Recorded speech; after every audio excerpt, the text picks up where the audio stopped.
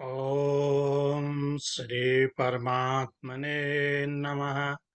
श्री रामचंद्राय नमः। श्री सीतापते नमः। जय श्री सीताराम। रामाय रामभद्राय रामचंद्राय मानसे रघुनाथाय नाथाय सीताया पते नमः। आपदां दातारं सर्वसम्पदां भूयो ॐ राम रामेति रामेति रमे रामे मनोरमे सहस्रनाम ततुल्यं राम नाम वरानने। जय श्री सीताराम। कल हमने वाल्मीकि रामायण के किष्किंधा कांड से 27 सर्ग 27 अध्याय पूरे किए। आज 28वें सर्ग का अध्ययन करते हैं। इस सर्ग में श्री राम के द्वारा वर्षा ऋतु का वर्णन है और इस सर्ग का प्रथम श्लोक इस प्रकार है कि सह तदा वालिनं हत्वा सुग्रीवं च वसन्माल्यवतः पृष्ठे रामो लक्ष्मणम् अब्रवीत्। अर्थात इस प्रकार बाली का वध और सुग्रीव का राज्याभिषेक करने के अनंतर माल्यवान पर्वत के पृष्ठभाग में निवास करते हुए श्री रामचंद्र जी लक्ष्मण जी से कहने लगे कि सुमित्रा नंदन, अब यह जल की प्राप्ति कराने वाला वह प्रसिद्ध वर्षा काल आ गया है। देखो, पर्वत के समान प्रतीत होने वाले मेघों से आकाश मंडल आच्छन्न हो गया है। यह आकाश स्वरूपा तरुणी सूर्य की किरणों के द्वारा समुद्रों का रस पीकर कार्तिक आदि 9 मास तक धारण किए हुए गर्भ के रूप में जल रूपी रसायन को जन्म दे रही है। कितना सुंदर वर्णन यहाँ पर किया गया है वर्षा के आरंभ का। और इस समय मेघ रूपी सोपान पंक्तियों अर्थात सीढ़ियों द्वारा आकाश में चढ़कर गिरि मल्लिका और अर्जुन पुष्प की मालाओं से सूर्यदेव को अलंकृत करना सरल सा हो गया है। संध्या काल की लाली प्रकट होने से बीच में लाल तथा किनारों के भागों में श्वेत एवं स्निग्ध प्रतीत होने वाले मेरु खंडों से आच्छादित हुआ आकाश ऐसा जान पड़ता है मानो उसमें घावों में मानो उसने अपने घावों में रक्त रंजित सफेद कपड़ों की पट्टी बांध ली हो और मंद मंद हवा निश्वास सी प्रतीत होती है। संध्या काल की लाली लाल चंदन बनकर ललाट पर और अंगों को सुसज्जित कर रही है, अनुरंजित कर रही है तथा मेघ रूपी कपोल कुछ कुछ पांडु वर्ण का सा प्रतीत होता है। और इस तरह यह आकाश कामातुर पुरुष के समान जान पड़ता है।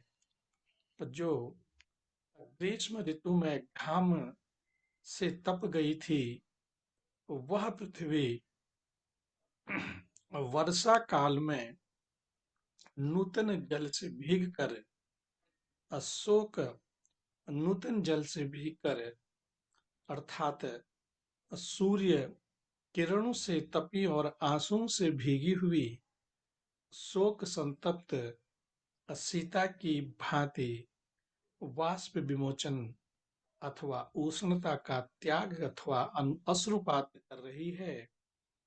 और मेघ के मेघ के उदर से निकली कपूर की डली के समान ठंडी तथा केवड़े की सुगंध से भरी हुई इस बरसाती वायु को मानो अंजलियों में भरकर पिया जा सकता है। यह पर्वत जिस पर अर्जुन के वृक्ष खिले हुए हैं तथा जो केवड़ों से सुवासित हो रहा है, शांत हुए शत्रु वाले सुग्रीव की भांति जल की धाराओं से अभिषिक्त हो रहा है। और मेरु रूपी काले मृगचर्म तथा वर्षा की धारा रूप यज्ञोपवीत धारण किए हुए वायु से पूरित गुफा या हृदय वाले ये पर्वत ब्रह्मचारियों की भांति मानो वेदाध्ययन कर रहे हों। और ये बिजलियां सोने के से बने हुए कणों के समान जान पड़ती है। इनकी मार खाकर मानो व्यथित हुआ आकाश अपने भीतर व्यक्त हुई मेघों की गंभीर गर्जना के रूप में आर्तनाद सा कर रहा है। और नील मेघ का आश्रय लेकर प्रकाशित होती हुई यह विद्युत मुझे रावण के अंक में छटपटाती हुई तपस्विनी सीता के समान प्रतीत हुई हो रही है। और बादलों का लेप लग जाने से जिनमें ग्रह नक्षत्र और चंद्रमा अदृश्य हो गए हैं, अतएव जो नष्ट सी हो गई है, जिनके पूर्व पश्चिम आदि भेदों का विवेक लुप्त सा हो गया है, वे दिशाएं उन कामियों को जिन्हें प्रेयसी का संयोग सुख सुलभ है हितकर प्रतीत होती हैं। मित्रानंदन, देखो, इस पर्वत के शिखरों पर खिले हुए कुटज जैसी शोभा पाते हैं। और कहीं तो पहली बार वर्षा होने पर भूमि से निकले हुए वाष्प भाप से व्याप्त हो रहे हैं, और कहीं वर्षा के आगमन से अत्यंत उत्सुक अथवा अथवा हर्षोत्फुल्ल दिखाई दे रहे हैं, हर्षोत्फुल्ल दिखाई दे रहे हैं। अब मैं तो प्रिया विरह के शोक से पीड़ित हूँ, अतः ये कुटज पुष्प मेरी प्रेमाग्नि को उद्दीप्त कर रहे हैं। धरती की धूल शांत हो गई है, अब वायु में शीतलता आ गई है और गर्मी के दोषों का प्रसार बंद हो गया है। भूपालों की युद्ध यात्रा रुक गई है और परदेसी मनुष्य अपने अपने देश को लौट रहा है। अब मानसरोवर में निवास के लोभी हंस वहां के लिए प्रस्थित हो गए हैं। इस समय चकवे अपनी प्रियाओं से मिल रहे हैं और निरंतर होने वाली वर्षा के जल से मार्ग टूट फूट गए हैं, इसलिए उन पर रथ आदि नहीं चल रहे हैं। आकाश में सब ओर बादल छिटके हुए हैं। कहीं तो उन बादलों के ढक जाने के कारण आकाश दिखाई नहीं देता, और कहीं उनके फट जाने पर वह स्पष्ट दिखाई देने लगता है। और ठीक उसी तरह जैसे तरंग मालाएं शांत हो गई हों, उस महासागर का रूप कहीं तो पर्वतमालाओं से छिप जाने के कारण नहीं दिखाई देता, और कहीं पर्वतों का आवरण न होने से दिखाई देता है। इस समय पहाड़ी नदियां वर्षा के नूतन जल को बड़े वेग से बहा रही हैं। वह जल सर्ज और कदम्ब फूलों से मिश्रित है। पर्वत के गेरु आदि धातुओं से लाल रंग का फीका हो गया है तथा मयूरों की केका ध्वनि उस जल के कलकल नाद का अनुसरण कर रही है। काले काले भंवरों के समान प्रतीत होने वाले जामुन के सरस फल आजकल लोग जी भरकर खाते हैं और हवा के वेग से हिले हुए आम के पके हुए बहुरंगी फल पृथ्वी पर गिरते हैं।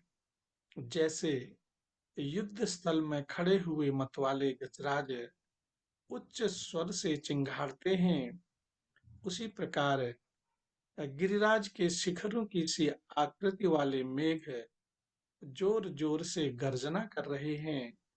चमकती हुई बिजलियां इन मेघ रूपी गजराजों पर पताकाओं के समान फहरा रही है और बगुलों की पंक्तियां माला के समान शोभा देती है। देखो, अपराह्न काल में इन वनों की शोभा अधिक बढ़ जाती है और वर्षा के जल से इनमें हरी हरी घासें बढ़ गई हैं। झुंड के झुंड मोरों ने अपना नृत्योत्सव आरंभ कर दिया है और मेघों ने इनमें निरंतर जल बरसाया है। बक पंक्तियों से सुशोभित ये जलधर मेघ जल का अधिक भार ढोते हुए गरजते हुए बड़े बड़े पर्वत शिखरों पर मानो विश्राम ले लेकर आगे बढ़ते हैं और गर्भ धारण के लिए मेघों की कामना कर आकाश में उड़ती हुई आनंद मग्न बलाकाओं की पंक्ति ऐसी जान पड़ती है मानो आकाश के गले में हवा से खिलती हुई श्वेत कमलों की सुंदर माला लटक रही हो और छोटे छोटे इंद्रगोप अर्थात वीर बटुही नामक कीड़ों से बीच बीच में चिन्हित हुई नूतन घास से आच्छादित भूमि उस नारी के समान शोभा पाती है जिसने अपने अंगों पर तोते के समान रंग वाला एक ऐसा कंबल ओढ़ रखा हो और जिसको बीच बीच में महावर के रंग से रंग कर विचित्र शोभा से संपन्न कर दिया गया हो। चौमासे के इस आरंभ काल में निद्रा धीरे धीरे भगवान केशव के समीप जा रही है। नदी तीव्र वेग से समुद्र के निकट पहुंच रही है। हर्ष भरी बलाका उड़कर मेघ की ओर जा रही है और प्रियतमा सकाम भाव से अपने प्रियतम की सेवा में उपस्थित हो गई है। वन प्रांत मोरों के सुंदर नृत्य से सुशोभित हो गए हैं। कदम्ब वृक्ष फूलों और शाखाओं से संपन्न हो गए हैं। सांड गौओं के प्रति उन्हीं की समान काम भाव से आसक्त हैं और पृथ्वी हरी हरी खेती तथा हरे भरे वनों से अत्यंत रमणीय प्रतीत होती है और नदियां बह रही हैं, बादल पानी बरसा रहे हैं, मतवाले हाथी चिंघाड़ रहे हैं, वन प्रांत शोभा पाते हैं।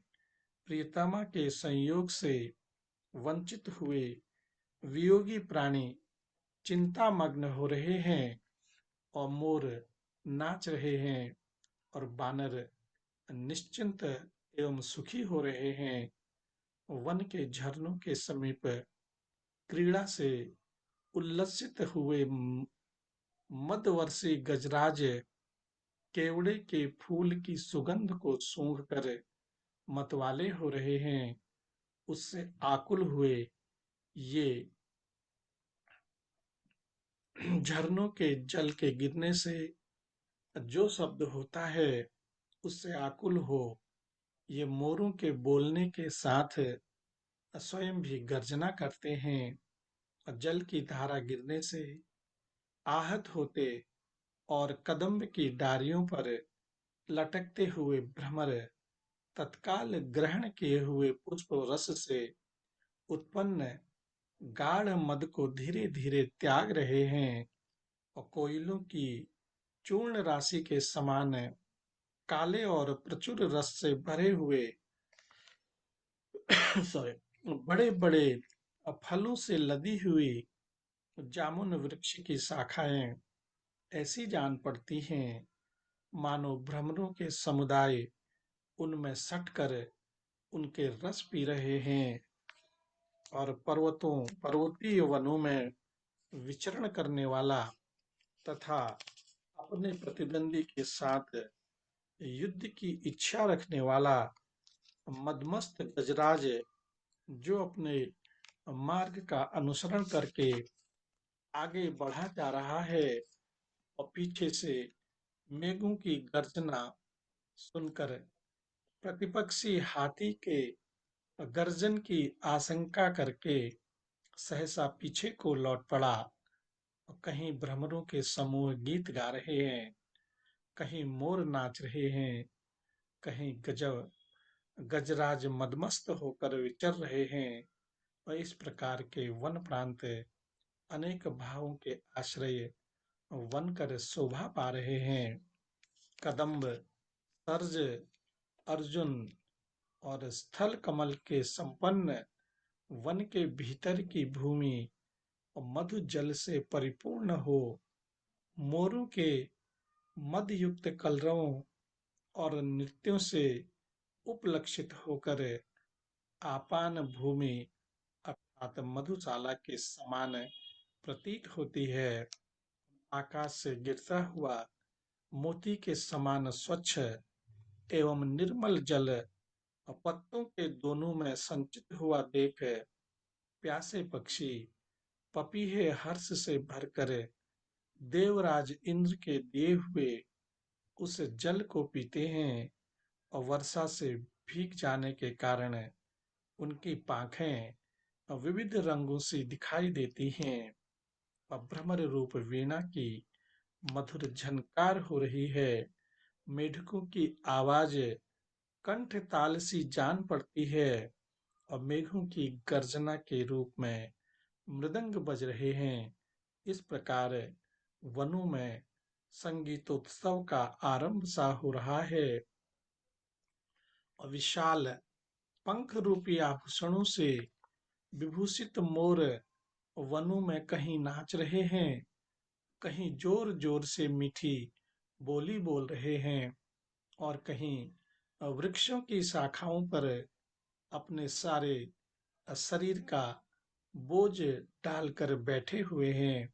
इस प्रकार उन्होंने संगीत अथवा नाच गान का सा आयोजन कर रखा है और मेघों की गर्जना सुनकर चिरकाल से रोकी हुई निद्रा को त्याग कर जागे हुए अनेक प्रकार के रूप, आकार, वर्ण और बोली वाले मेढक नूतन जल की धारा से अभिहत होकर जोर जोर से बोल रहे हैं। कामातुर युवतियों की भांति दर्प भरी नदियां अपने वक्ष पर चक्रवातों को वहन करती हैं और मर्यादा में रहने वाले जीर्ण क्षीर्ण कूल कगारों को तोड़ फोड़ कर दूर बहाकर नूतन पुष्प आदि के उपहार से अपूर्ण भोग के लिए सादर स्वीकृत अपने स्वामी समुद्र के समीप वेग पूर्वक चली जा रही हैं और नीले मेघों में सटे हुए नूतन जल से परिपूर्ण नील मेघ ऐसे प्रतीत होते हैं मानो दावानल से जले हुए पर्वतों में दावानल से दग्ध हुए दूसरे पर्वत बद्ध मूल होकर सट गए हों। जहाँ मतवाले मोर कलनाद कर रहे हैं, जहाँ की हरी हरी घासें वीर बहुटियों के समुदाय से व्याप्त हो रही हैं तथा जो नीप और अर्जुन वृक्षों के फूलों की सुगंध से सुवासित हैं, उस परम रमणीय वन प्रांतों में बहुत से हाथी विचरा करते हैं और ब्राह्मणों के समुदाय नूतन जल की धारा से नष्ट हुए केसर वाले कमल पुष्पों को तुरंत त्याग कर केसर शोभित नवीन कदम्ब पुष्पों का रस बड़े हर्ष के साथ पी रहे हैं। गजेंद्र अथवा हाथी मतवाले हो रहे हैं और गवेंद्र अथवा वृषभ आनंद में मग्न है। मृगेंद्र अथवा सिंह वनों में अत्यंत पराक्रम प्रकट करते हैं। नगेंद्र अथवा बड़े बड़े पर्वत रमणीय दिखाई देते हैं। नरेंद्र राजा लोग मौन हैं, युद्ध विषयक उत्साह छोड़ बैठे हैं। और सुरेंद्र अथवा इंद्रदेव जलधरों के साथ क्रीड़ा कर रहे हैं। आकाश में लटके हुए ये मेघ अपनी गर्जना से समुद्र के कोलाहल को तिरस्कृत करके अपने जल के महान प्रवाह से नदी, तालाब, सरोवर, बावली तथा समूची पृथ्वी को आप्लावित कर रहे हैं। और बड़े वेग से वर्षा हो रही है, जोरों की हवा चल रही है और नदियां अपने कगारों को काट कर अत्यंत तीव्र गति से चल बहा रही हैं और उन्होंने मार्ग रोक दिए हैं। जैसे मनुष्य जल के कलशों से नरेशों का अभिषेक करते हैं, उसी प्रकार इंद्र के दिए हुए और वायुदेव के द्वारा लाए गए मेरु रूपी जल कलशों से जिनका अभिषेक हो रहा है, वे पर्वतराज अपने निर्मल रूप तथा शोभा संपत्ति का दर्शन सा करा रहे हैं। और मेघों की घटा से समस्त आकाश आच्छादित हो गया है। न रात में तारे दिखाई देते हैं, न दिन में सूर्य। नूतन जल राशि पाकर पृथ्वी पूर्ण तृप्त हो गई है। दिशाएं अंधकार से आच्छादन आच्छन्न हो रही हैं, अतएव प्रकाशित नहीं होती।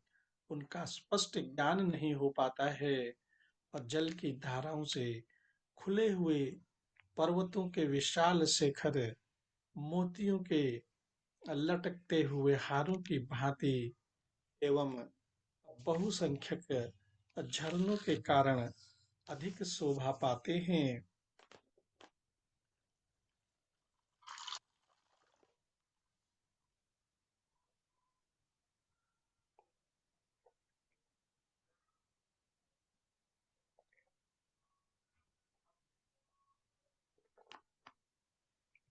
और पर्वतीय प्रस्तर खंडों पर गिरने से जिनका वेग टूट गया है, वे श्रेष्ठ पर्वतों के बहुतेरे झरने मयूरों की बोली से गूंजती हुई गुफाओं में टूटकर बिखरते हुए मोतियों के हारों के समान प्रतीत होती हैं। जिनके वेग शीघ्रगामी हैं, जिनकी संख्या अधिक है, जिन्होंने पर्वतीय शिखरों के निम्न प्रदेशों को धोकर स्वच्छ बना दिया है तथा जो देखने में मुक्त मालाओं के समान प्रतीत होते हैं। पर्वतों के उन झरते हुए झरनों को बड़ी बड़ी गुफाएं अपनी गोद में धारण कर लेती हैं। सूरत क्रीड़ा के समय होने वाले अंगों के आमर्दन से टूटे हुए देवांगनाओं के मौक्तिक हारों के समान प्रतीत होने वाली जल की अनुपम धाराएं संपूर्ण दिशाओं में सब ओर गिर रही हैं। पक्षी अपने घोंसलों में छिप रहे हैं, कमल संकुचित हो रहे हैं और मालती खिलने लगी है। इससे ऐसा जान पड़ता है कि सूर्य देव अस्त हो गए हैं और राजाओं की यात्रा, युद्ध यात्रा रुक गई है। प्रस्थित हुई सेना में रास्ते में भी पड़ाव डाले पड़ी है वर्षा के जल ने राजाओं के वैर शांत कर दिए हैं और मार्ग में भी रोक दिए हैं।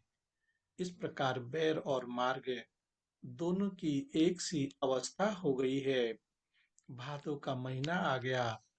यह वेदों के स्वाध्याय की इच्छा रखने वाले ब्राह्मणों के लिए उपाक्रम का समय उपस्थित हुआ है। समगाम करने वाले विद्वानों के स्वाध्याय का भी यही समय है। और कौशल देश के राजा भरत ने 4 महीनों के लिए आवश्यक वस्तुओं का संग्रह करके गत आषाढ़ की पूर्णिमा को निश्चय की हुई उत्तम व्रत की दीक्षा ली होगी।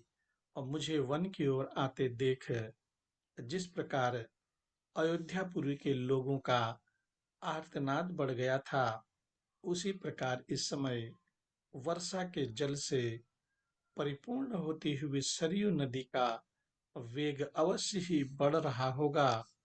और यह वर्षा अनेक गुणों से संपन्न है। इस समय सुग्रीव अपने शत्रु को परास्त करके विशाल वानर राज्य पर प्रतिष्ठित है और अपनी स्त्री के साथ रहकर सुख भोग रहे हैं। किंतु लक्ष्मण, मैं अपने महान राज्य से तो भ्रष्ट हो ही गया हूँ। मेरी स्त्री भी हर ली गई है। इसलिए पानी से गले हुए नदी के तट की भांति कष्ट पा रहा हूँ। मेरा शोक बढ़ गया है और मेरे लिए वर्षा के दिनों को बिताना अत्यंत कठिन हो गया है। और मेरा महान शत्रु रावण भी मुझे अजय सा प्रतीत होता है। एक तो यह यात्रा का समय नहीं है, दूसरे मार्ग भी अत्यंत दुर्गम हैं। इसलिए सुग्रीव के नतमस्तक होने पर भी मैंने उनसे कुछ कहा नहीं है।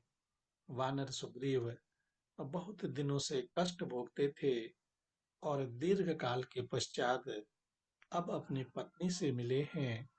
इधर मेरा कार्य बड़ा भारी है, थोड़े दिनों में सिद्ध होने वाला नहीं है। इसलिए मैं इस समय उनसे कुछ कहना नहीं चाहता हूँ और कुछ दिनों तक विश्राम करके उपयुक्त समय आया हुआ जान वे स्वयं ही मेरे उपकार को समझेंगे, इसमें संशय नहीं है। अतः शुभ लक्षण लक्ष्मण, मैं सुग्रीव की प्रसन्नता और नदियों के जल की स्वच्छता चाहता हुआ शरत काल की प्रतीक्षा में चुपचाप बैठा हुआ हूँ। जो वीर पुरुष किसी से किसी के उपकार से उपकृत होता है, वह प्रत्युपकार करके उसका बदला अवश्य चुकाता है। किंतु यदि कोई उपकार को न मानकर या भुलाकर प्रत्युपकार से मुंह मोड़ लेता है, वह शक्तिशाली श्रेष्ठ पुरुषों के मन को ठेस पहुंचाता है। श्री राम।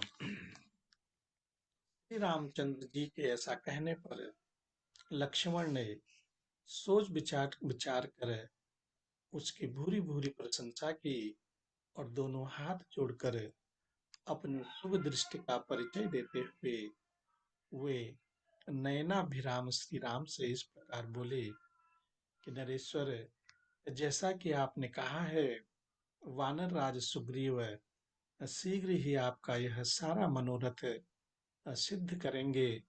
अतः आप शत्रु के संहार करने का दृढ़ निश्चय करने के लिए शरत काल की प्रतीक्षा कीजिए और इस वर्षा काल के विलंब को सहन कीजिए।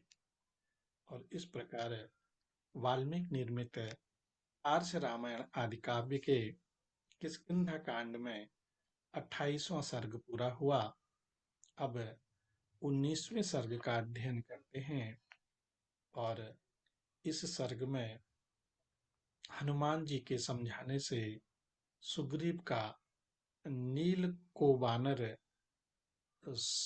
सैनिक सुग्रीव का नील को और वानर सैनिकों को एकत्र करने का आदेश देने का वर्णन है। और इसमें आ, आरंभ में ही 8 श्लोक, बड़ा सुंदर श्लोकों का वर्णन है। समीक्ष्य विमलं व्योम गदविद्युद्वलाहकम् सारसाकुलसुङ्घुष्टं रम्यज्योत्स्नानुलेपनम् समृद्धार्थं च सुग्रीवं मन्दधर्मार्थसङ्ग्रहम् अत्यर्थं चासतां मार्गम् एकान्तम् एकान्तगतमानसम् निवृत्तकार्यं सिद्धार्थं प्रमदाभिरतं सदा प्रान्तवन्तं विप्रेतान् सर्वानेव मनोरथान् स्वां च पत्नीं विप्रेतां तारां चापि समीप्सितां विरहन्तं अहोरात्रं कृतार्थं विगतज्वरम् क्रीडन्तौमिवं देवेशं गन्धर्वाप्सरां गणे मन्त्रिषु न्यस्तकार्यं च मन्त्रिणां न वीक्षकम् उच्छिन्नराज्यसन्देहं कामवृत्तमिमं स्थितं निश्चितार्थोऽर्थतत्त्वज्ञा कालधर्मवशेषवेत् प्रासाद्यः वाक्ये विविध्ये हेतुमर्धिन्मनोरमे वाक्याविद वाक्यतत्त्वज्ञं हरिसम्मारुतात्मजः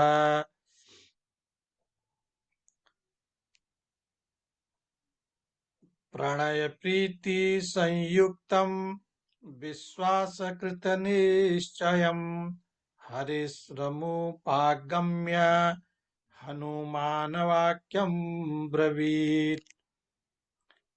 इस प्रकार पवन कुमार हनुमान शास्त्र के निश्चित सिद्धांत को जानने वाले थे। क्या करना चाहिए, क्या नहीं, इन सभी बातों का उन्हें यथार्थ ज्ञान था। और किस समय किस विशेष धर्म का पालन करना चाहिए, इसको भी वे ठीक ठीक समझते थे। उन्होंने बातचीत करने की कला का भी उन्हें बहुत अच्छा ज्ञान था। उन्होंने देखा आकाश निर्मल हो गया है, अब उसमें न तो बिजली चमकती है और न बादल ही दिखाई देते हैं। अंतरिक्ष में सब ओर सारस उड़ रहे हैं और जिनकी बोली सुनाई देती है।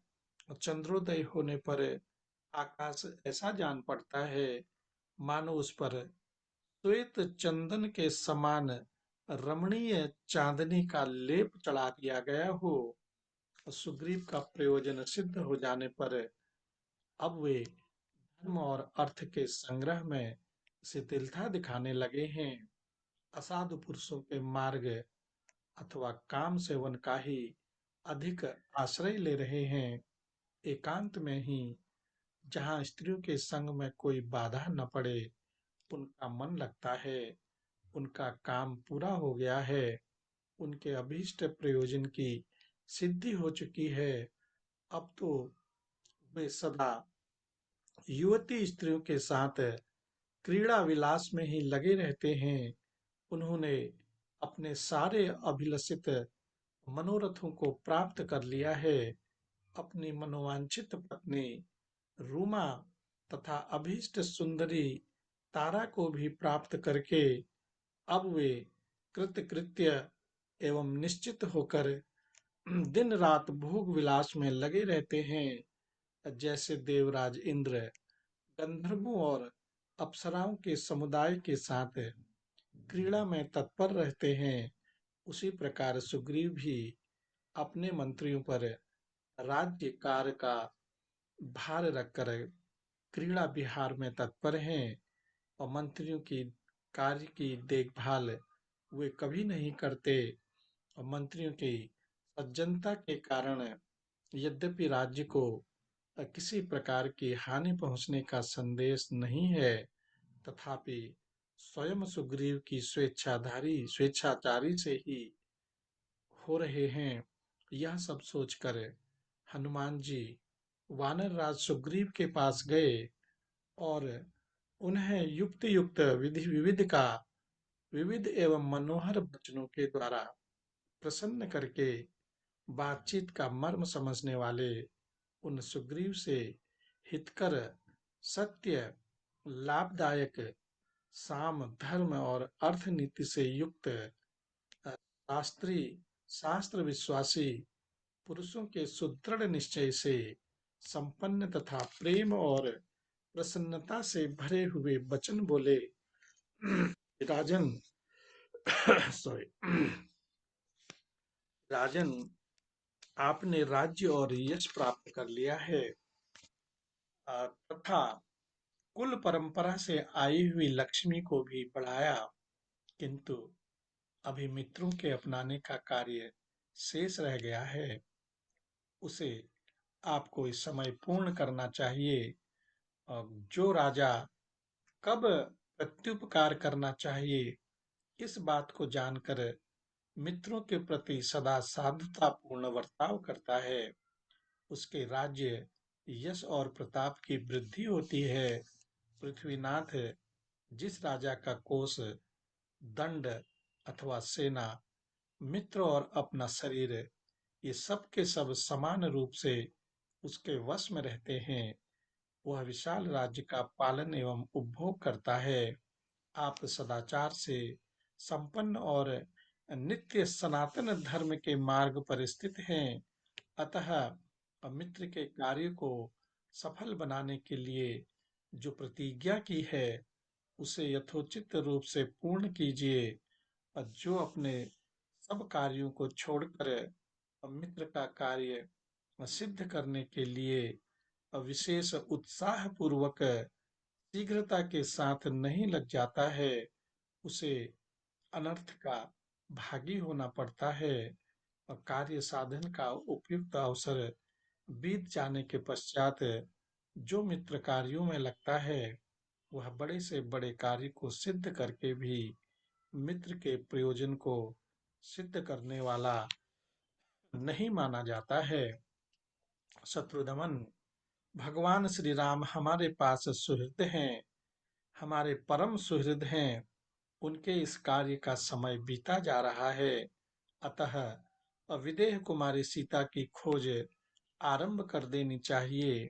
राजन, परम बुद्धिमान श्री राम समय का ज्ञान रखते हैं और उन्हें अपने कार्य की सिद्धि के लिए जल्दी लगी हुई है। तो भी वे आपके अधीन बने हुए हैं। असंकोचवश आपसे नहीं कहते कि मेरे कार्य का समय बीत रहा है। वानर राज, भगवान श्री राम चिरकाल तक मित्रता निभाने वाले हैं। वे आपके समृद्धशाली कुल के अभ्युदय के हेतु हैं। उनका प्रभाव अतुलनीय है और वे गुणों में अपना सानी नहीं रखते हैं।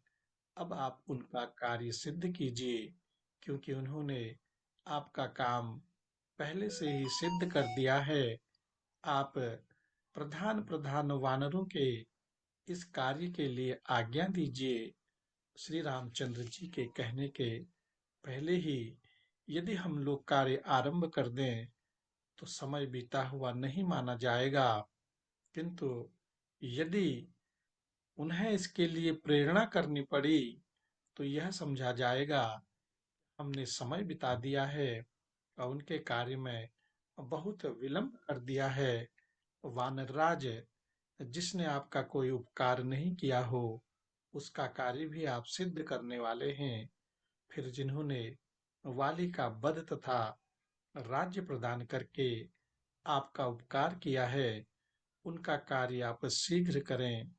इसके लिए तो कहना ही क्या है। वानर और भालू समुदाय के स्वामी सुग्रीव, आप शक्तिमान एवं अत्यंत पराक्रमी हैं, और फिर भी दशरथ नंदन श्री राम का प्रिय कार्य करने के लिए वानरों को आज्ञा देने में क्यों विलंब करते हैं? इसमें संदेह नहीं कि दशरथ कुमार भगवान श्री राम अपने वाणों से समस्त देवताओं, असुरों और बड़े-बड़े नागों को भी अपने वश में कर सकते हैं। तथापि आपने जो उनके कार्य को सिद्ध करने की प्रतिज्ञा ली है, उसी की राह वे देख रहे हैं। उन्हें आपके लिए माली के प्राण तक लेने में हिचक नहीं हुई। वे आपका बहुत बड़ा प्रिय कार्य कर चुके हैं। अतः अब हम लोग उनकी पत्नी विदेह कुमारी सीता का इस भूतल पर और आकाश में भी पता लगावें। देवता, दानव, गंधर्व, असुर, मरुदगण तथा यक्ष भी श्री राम को भय नहीं पहुंचा सकते। फिर राक्षसों की तो विसात ही क्या है। वानरराज ऐसे शक्तिशाली तथा पहले ही उपकार करने वाले भगवान श्री राम का प्रिय कार्य आपको अपनी सारी शक्ति लगाकर करना चाहिए। कपीश्वर, आपकी आज्ञा हो जाए तो जल में, थल में, पाताल में तथा आकाश में कहीं भी हम लोगों की गति नहीं रुक सकती। निष्पाप कपिराज, आप आज्ञा दीजिए कि कौन कहाँ से आपकी किस आज्ञा का पालन करने के लिए उद्योग करे।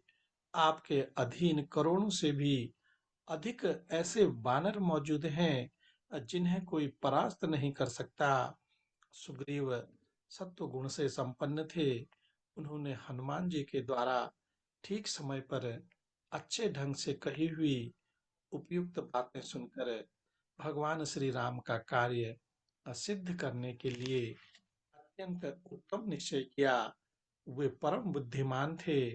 अतः नित्य उद्यमशील नील नामक वानर को उन्होंने समस्त दिशाओं से संपूर्ण वानर सेनाओं को एकत्र करने के लिए आज्ञा दी और कहा, तुम ऐसा प्रयत्न करो जिससे मेरी सारी सेना यहाँ इकट्ठी हो जाए और सभी युद्धपति अपनी सेना एवं सेनापतियों के साथ अविलंब उपस्थित हो जाएं। राज्य सीमा की रक्षा करने वाले सॉरी, जो जो उद्योगी और शीघ्रगामी वानर हैं, वे सब मेरी आज्ञा से शीघ्र यहाँ आ जाएं और उसके बाद जो कुछ कर्तव्य हो उस पर तुम स्वयं ही ध्यान दो। जो वानर 15 दिनों के बाद यहाँ पहुंचेगा उसे प्राणांत दंड दिया जाएगा। इसमें कोई अन्यथा विचार नहीं करना चाहिए और यह मेरी निश्चित आज्ञा है। उसके अनुसार इस व्यवस्था का अधिकार लेकर अंगद के साथ तुम बड़े बूढ़े बानरों के पास जाओ और ऐसा प्रबंध करके महाबली वानर राज सुग्रीव अपने महल में चले गए। और इस प्रकार वाल्मीकि निर्मित आर्ष रामायण आदि काव्य के स्कंधा कांड से 29वां सर्ग पूरा हुआ। आज बस इतना ही। आगे की कथा हम कल पढ़ेंगे और तब तक के लिए भगवान के आप सभी प्रेमी भक्तजनों को मेरा प्यार भरा नमस्कार, प्रणाम। जय श्री राम।